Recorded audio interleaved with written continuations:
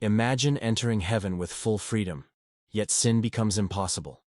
How can free will exist without the option to disobey? That leads us to an interesting question. If we will have free will in heaven, then why can't we sin? If we cannot sin in heaven, does free will still have meaning? Does true freedom require the ability to disobey? Stick to the end of the video for an interesting question to challenge these accusations. And don't forget to subscribe. Let's get to it. If we will have free will in heaven, then why can't we sin? And if we can't sin, then what is the meaning of free will?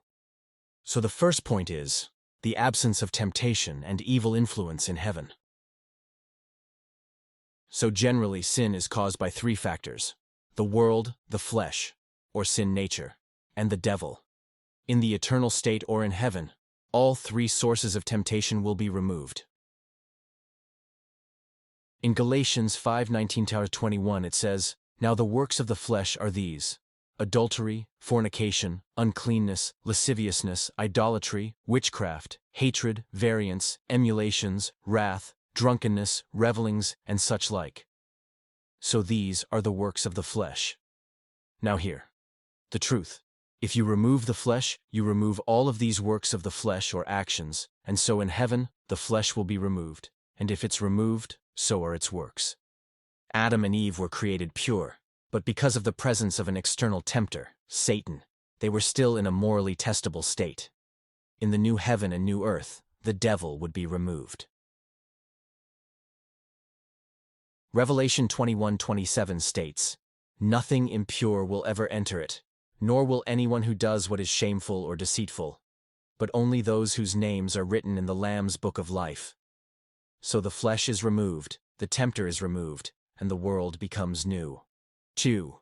The transformation of our nature, glorification. Think about free will in your everyday life. Right now, you have free will to do many things, even strange or harmful things.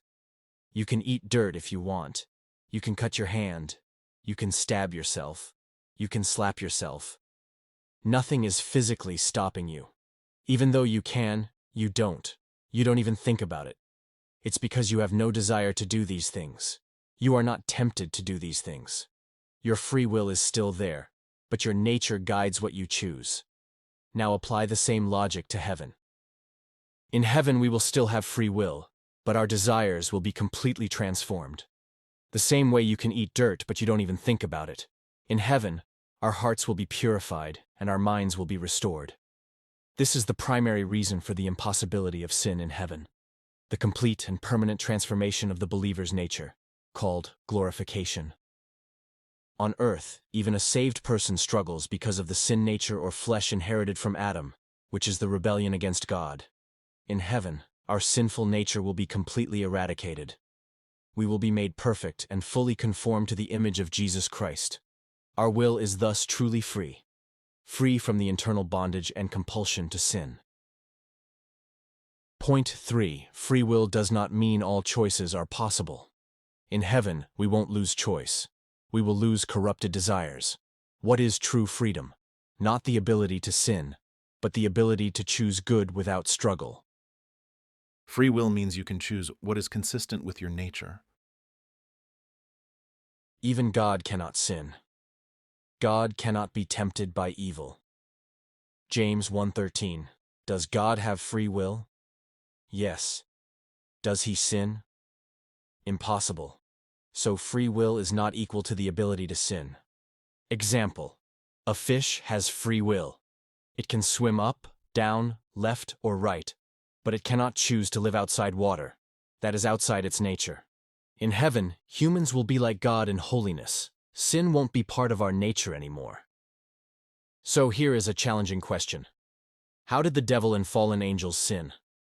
They did not have flesh, and there was no temptation of the flesh. The devil was still an angel. So how did they sin or rebel against God? We will cover this in the next video. Thank you for watching and don't forget to subscribe. See you on the next video.